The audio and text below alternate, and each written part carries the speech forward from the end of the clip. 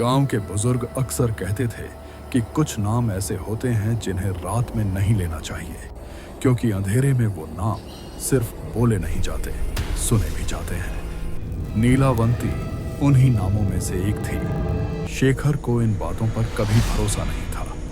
शहर में पला बढ़ा शेखर जब नई नौकरी के सिलसिले में उस गांव पहुंचा तो उसे रहने के लिए एक पुराना सरकारी बंगला मिला, जिसके ठीक पीछे श्मशान था। गांव वालों ने मना किया, लेकिन शेखर ने इसे अंधविश्वास समझकर टाल दिया। पहली रात सब सामान्य थी, मगर आधी रात के बाद हवा अचानक भारी और गर्म हो गई, जैसे किसी ने सांस रोक ली हो। लाइट बिना वजह भड़कने लगी और तभी सन्नाटे को चीरती हुई पायल की धीमी सी आवाज उसके कानों में पड़ी। शेखर खिड़की तक गया और श्मशान की ओर देखा। चांदनी में पीपल के पेड़ के नीचे एक औरत खड़ी थी, नीली साड़ी, खुले बाल और पैरों में पायल। बाद में शेखर को पता चला वही नीलावंती थी। अगली सुबह गांव वालों ने उसे सख्त चेतावनी दी कि रात में श्मशान की तरफ मत जाना। उन्होंने बताया कि वही औरत नीलावंती है जिसे शादी से ठीक पहले जिंदा जला दिया गया था।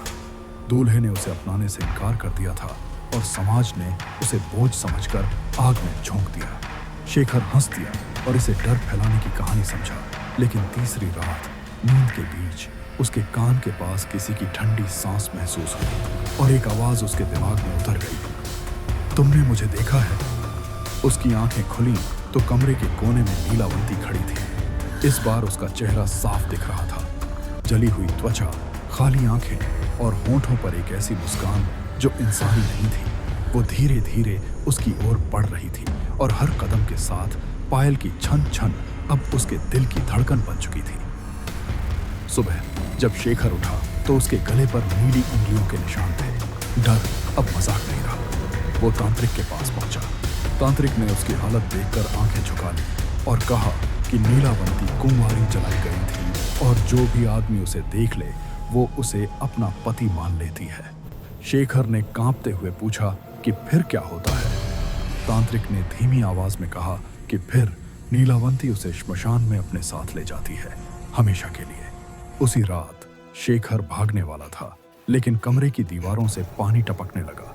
दरवाजा अपने आप बंद हो गया और आईने में नीलावंती दिखाई दी। इस बार वो पूरी दुल्हन की तरह सजी थी। लाल चूड़ा, जली हुई गर्दन और आंखों में भूखी चमक। उसकी आवाज सीधे शेखर के दिमाग में गूंजी, चलो, मुहूर्त निकल रहा है। शेखर चीखता रहा, लेकिन उसके पैर अपने आप चलने लगे। श्मशान में आग फिर से जल उठी। नीलावंती ने उसका हाथ पकड़ा। उसका शरीर ठंडा नहीं, जलता हुआ था। अगली सुबह बंगला खाली मिला। श्मशान के पास नई राख की ढेरी थी और पीपल के पेड़ के नीचे एक जली हुई चप्पल पड़ी थी। गांव वालों का कहना है कि आज भी अमावस की रात उस रास्ते से गुजरने वालों को पायल की आवाज सुनाई देती है और एक जली हुई दुल्हन की फुसफुसाहट कानों में उतर जाती है, तुमने मुझे देख लिया है,